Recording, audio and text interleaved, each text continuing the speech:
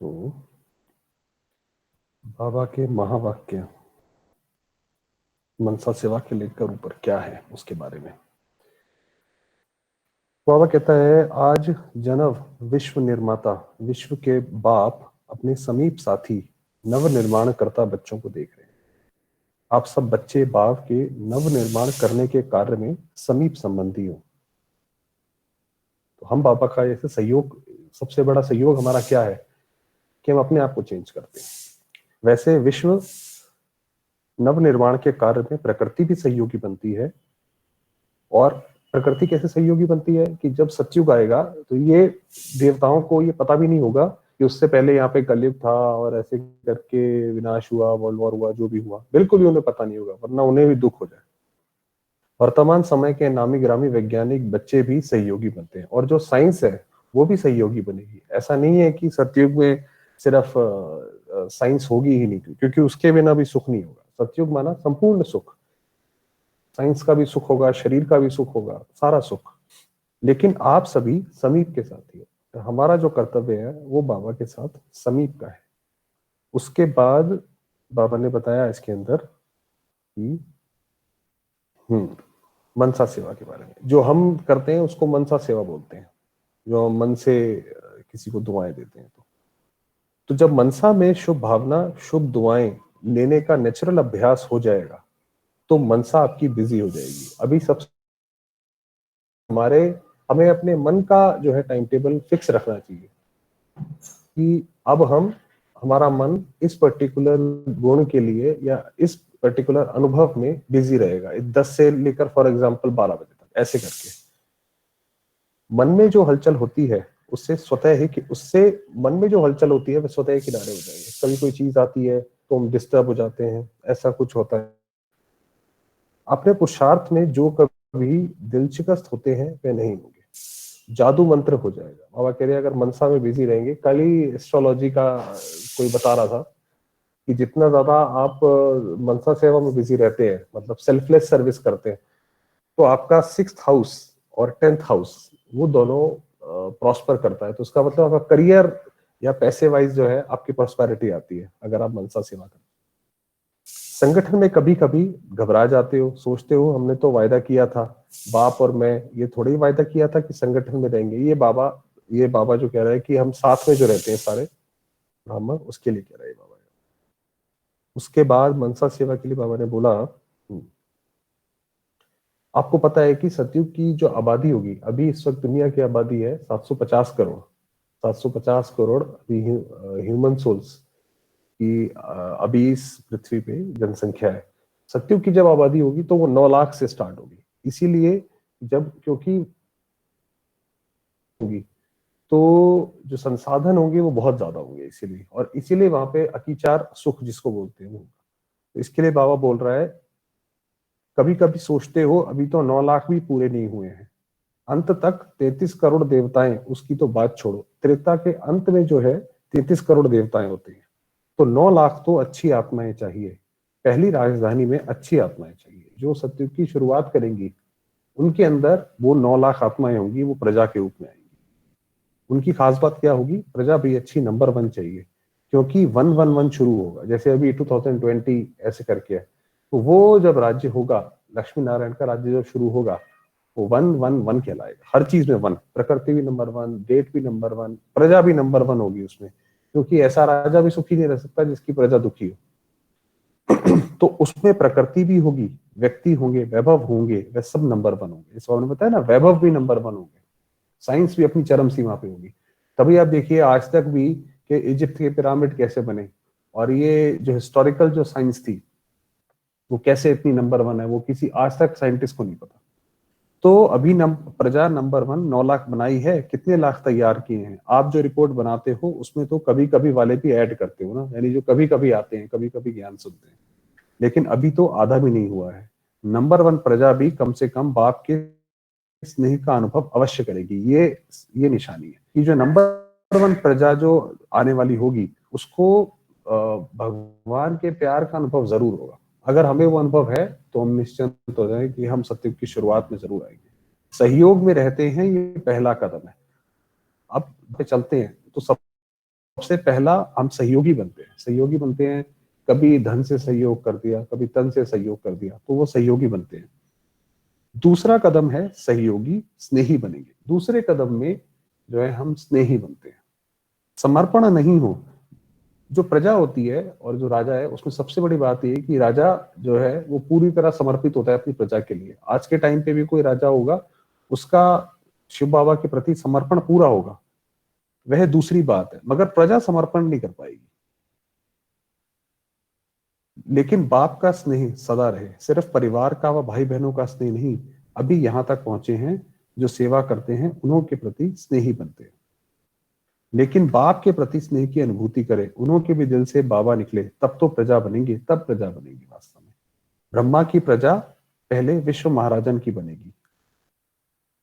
जिसकी प्रजा बननी है उसका स्नेह तो अभी से चाहिए ना। ये जो सोचते हो अभी तो बहुत सेवा पड़ी है, वह इस मनसा सेवा की सम्मिलित सेवा का प्रभाव देखेंगे। विहंग मार्ग माना मास स्केल की सेवा, तो मनसा जो अब सेवा है उससे ये मास स्केल की सेवा होगी। पहले कैसे? पहले की सेवा की पहले की सेवा से अभी की सेवा तो विहंग मार्ग की सेवा कहते हो। आगे चल करके और विहंग मार्ग की सेवा का अनुभव करेंगे। देश देश में एक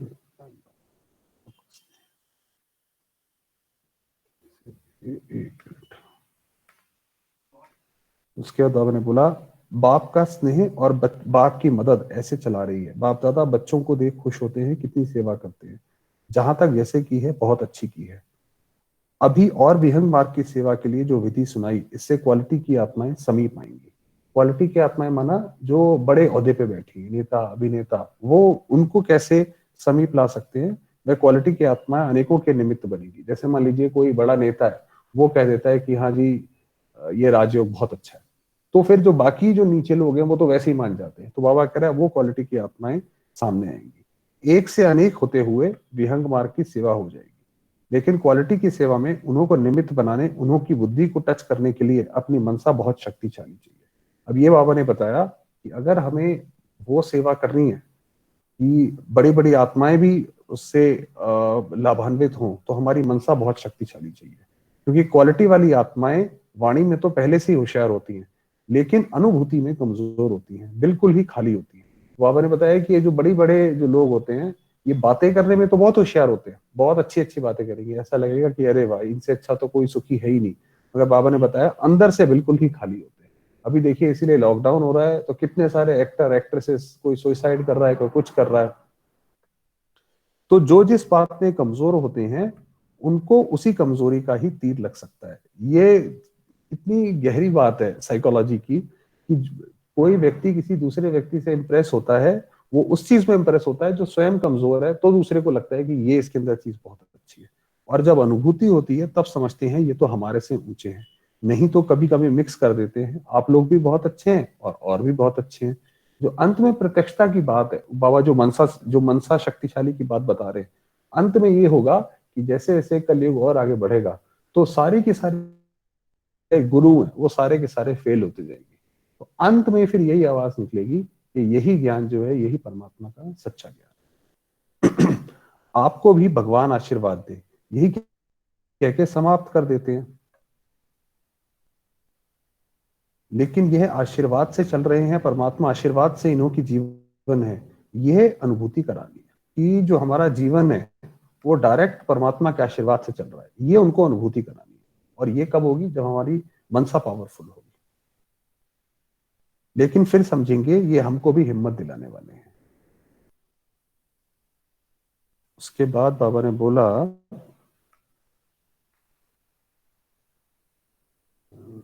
हाँ, मनसा की क्वालिटी को बढ़ाओ तो क्वालिटी क्वालिटी समीप आएगी। इसमें डबल सेवा है, स्व की भी और दूसरों की भी। जैसे मान लीजिए, ये तो बाबा सेवा की बात बता रहे हैं, अगर मान लीजिए हमें भी किसी कोई काम पे जाना है, कोई हम अपना दिन की शुरुआत करते हैं, तो हम भी पहले उन आत्माओं को जैसे योग लगा के इमर्ज करें और उनको ये सेवा दें कि मनसा मनसा वाइब्रेशंस उनको दें। हमारे आश्रम में और यज्ञ में, मतलब ब्रह्मा कुमारीज में जो भी थोड़े पुराने हैं, वो तो सारे इस बात के ऊपर बहुत फोकस डालते हैं कि कोई भी काम करने से पहले सेवा कर देते हैं, ताकि जब वो उनसे मिलते हैं तो वो काम आसानी से हो जाता है। इसमें डबल सेवा है, स्व की भी और दूसरों की भी। स्व की कैसे है कि पहले तो आपको अपनी शक्तिशाली स्थिति बनानी पड़ेगी, फिर दूसरों की भी सेवा होगी। स्व के लिए अलग मेहनत नहीं करनी पड़ेगी। प्रारब्ध प्राप्त है, ऐसी स्थिति अनुभव होगी। भविष्य प्रारब्ध है तो है विश्व का राज्य, लेकिन इस समय की प्रारब्ध है। भविष्य में तो ये तो हम निश्चिंत हो जाएं कि जो भी, जिसको भी इस राजयोग से चाहे क्षणिक मात्र भी शांति का अनुभव हुआ है, सुख का अनुभव हुआ है, तो वो सतयुग या त्रेता युग में तो जरूर आएगा। इसलिए बाबा ने बोला कि भविष्य प्रारब्ध तो है विश्व का राज्य, लेकिन इस समय की प्रारब्ध है सदा स्वयं सर्व प्राप्तियों से संपन्न रहना और संपन्न बनाना। रहना भी नहीं, सिर्फ बनाना भी। मतलब कि अभी की हमारी अवस्था ऐसी हो, अभी हमारी लाइफ ऐसी हो कि हम खुद से भी हमें ऐसा लगे कि मेरे पास सब कुछ है, और दूसरे को भी हम ये अनुभव करा सके। तो ये बाबा ने बताया, भगवान की गारंटी कभी बदल नहीं सकती। तो ये कुछ बाबा ने बताया कि इसके अंदर मनसा सेवा की उसकी शक्ति क्या है, मनसा सेवा की। तो आने वाले टाइम में जैसे अभी आप देखेंगे, अभी लॉकडाउन में सिर्फ एक इंटरनेट और कनेक्शन, कम्युनिकेशन ही, जो उसके बेसिस पर ही सारा काम, सारा आचार व्यवहार सारा चल रहा है। और आपको पता होगा कि हम लोगों ने पृथ्वी की जो एक्सटर्नल ऑर्बिट है उसको भी नहीं छोड़ा हुआ है। सैटेलाइट में भी जो है इतना ज्यादा हम लोगों ने ट्रैफिक वहां पे कर दिया है कि वो भी कभी भी डिस्टर्ब हो सकता है। तो आने वाले टाइम में सिर्फ ये मनसा सेवा ही रह जाएगी। किसी को किसी से बात करनी होगी, सहयोग देना होगा, तो हम मन के द्वारा ही दे पाएंगे। और आपको जैसे कि हम पहले बात कर चुके हैं कि इसके ऊपर बड़े बड़े देशों ने, जैसे यूएस ने इसके ऊपर भी, मनसा सेवा के ऊपर, या जिसको आम भाषा में टेलीपैथी बोलते हैं, उसके ऊपर भी काम किया हुआ है। कि उन्होंने क्या किया था कि हर एक देश को ये चिंता रहती है कि अगर कोई दूसरा देश उसके ऊपर आक्रमण करता है, जैसे वर्ल्ड वॉर 2 में जर्मनी ने, हिटलर ने जब अलग अलग देशों पर आक्रमण किया था, तो वो सबसे पहले क्या करता है कि दूसरे का कम्युनिकेशन चैनल तोड़ देता है। तो इसलिए यूएस ने आई थिंक 80s में या 90s में, 1980 या 1990 में उन्होंने एक प्रोजेक्ट रन किया था कि उन्होंने ट्विंस को अडॉप्ट किया था कि ट्विंस को जो है वो सरकार पालेगी।